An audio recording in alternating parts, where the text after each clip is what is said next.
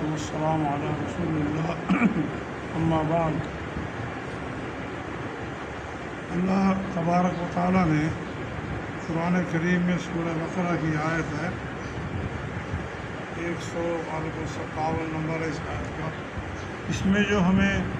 مصیبت کے وقت جو کلمات سکھائے ہیں، الذین اذا اصابتہم مصیبۃ قالوا انا للہ و انا الیہ راجعون۔ فرمایا جب میرے بندوں کو کوئی بھی تکلیف پہنچتی ہے، اس سے پہلے آیت میں فرمایا ہم تمہیں آزمائیں گے جنگوں کے ساتھ، ڈر کے ساتھ، بھوک کے ساتھ، تمہارے مالوں میں کمی کر کے، پھلوں میں کمی کر کے، جانوں میں کمی کر کے۔ وبشر صابرین، اور خوشخبری ہے ان کو جو ان ساری چیزوں پہ صبر کرتا ہے، اور صبر کر کے کیا کہتا ہے، انا للہ و انا الیہ راجعون۔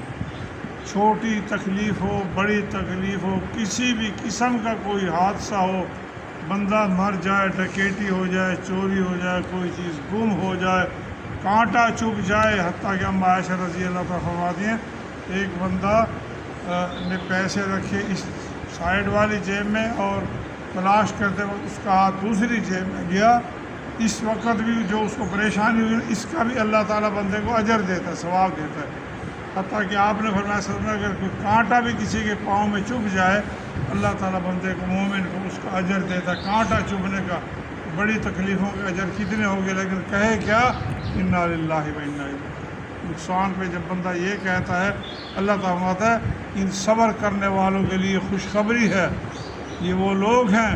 اولئک علیہم صلوات من ربہم ورحمہ واولئک هم المہتدون، یہ وہ لوگ ہیں جن پر اللہ تبارک و تعالیٰ اپنی رحمت نازل فرماتا ہے، اور یہی ہدایت یافتہ ہیں۔ اولئک هم المہتدون، یہی لوگ جو تکلیفوں میں، مصیبتوں میں، پریشانیوں میں انا للہ و انا الیہ راجعون پڑھتے ہیں، یہی ہدایت یافتہ ہیں۔ اب اندازہ کر لے اللہ تبارک و تعالیٰ نے کتنی وضاحت کے ساتھ یہ مضمون اس آیت کریمہ میں بیان فرما دیا، بات کو عمل کیا۔ انا للہ، انا ہم سب اللہ کے، و انا الیہ راجعون، اور ہم سب نے اللہ کی طرف لوٹ کر جانا ہے۔ بھئی اگر کوئی گھر میں فوتگی ہوگی، بھائی، ابا، اماں میں سے کوئی بھی عزیز رشتہ دار پیارا دنیا سے چلا گیا، تو پھر بندہ یہی کہے کہ مجھے بھی تو جانا ہے، یہ چلا گیا مجھے بھی جانا ہے، اور بندہ اپنی موت کو یاد کرے۔ حقیقت یہ ہے، آپ نے فرمایا الکیس من دان نفسہ وعمل لما بعد الموت، او کما قال علیہ الصلوۃ والسلام، دانا شخص، سمجھدار وہ ہے جو اپنے آپ کو دیکھتا ہے، اپنے نفس کو پہ میں کون ہوں، کیوں آیا ہوں، میرے ذمہ کیا ہے، اور وہ عمل کرتا ہے مرنے کے بعد والی زندگی کے عمل کرتا ہے۔ مرنے کے بعد جو زندگی دائمی ہمیشہ کی شروع ہوگی، اس کے لیے عمل کرتا ہے۔ فرمایا یہ سب سے بڑا سمجھدار اور صاحب عقل بندہ ہے جو یہ کام کرتا ہے، جو موت کے بعد والی زندگی کے لیے۔ دنیا میں تو مصیبتوں کا گھر ہے، دنیا سجن المومن، جنت و جنت الکافر، مومن کے لیے جیل اور کافر کے لیے جنت۔ مصیبتیں آتی ہیں، پریشانی آتی ہیں۔ صحابہ بیان کرتے ہیں کہ ہم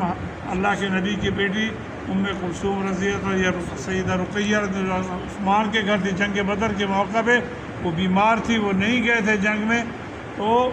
ہم ان کی تدفین کر رہے تھے، قبر میں اتار دیا تھا، مٹی ڈال رہے تھے، اور اللہ کے نبی تشریف لائے، جنگ جیت کر آئے تھے، اور اللہ کے رسول نے جب اپنی بیٹی کو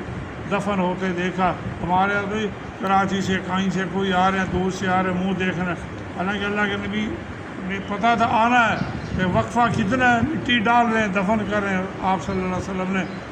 کا انتظار نہیں کیا کہ جنازہ پڑھا لیں گے، بیٹی کا منہ دیکھ لیں گے، لیکن صحابہ بیان فرماتے ہیں آپ اس قدر روئے اپنی بیٹی کی موت پر کہ سارے صحابہ ہی رونا شروع کر دیا، اتنی لیکن زبان سے کوئی ایسی بات نہیں جو اللہ تعالیٰ کو ناپسند ہو، ایک ہی بات کہتے تھے، انا للہ و انا الیہ راجعون۔ جب بندہ یہ کہتا ہے، اللہ تعالیٰ اس پہ رحمت نازل فرماتا ہے، اس کو سکون دیتا ہے، اور اس کی پریشانی کو، مصیبت کو کم کر دیتا ہے۔ تو ہمیں اللہ تعالیٰ کی بتلائی سے وصیت پر عمل کرنا چاہیے۔ جب بھی کوئی پریشانی ہے، ایک ہی بات کہے، انا للہ و انا الیہ راجعون۔ اللہ تعالیٰ ہمیں عمل کی توفیق عطا فرمائے۔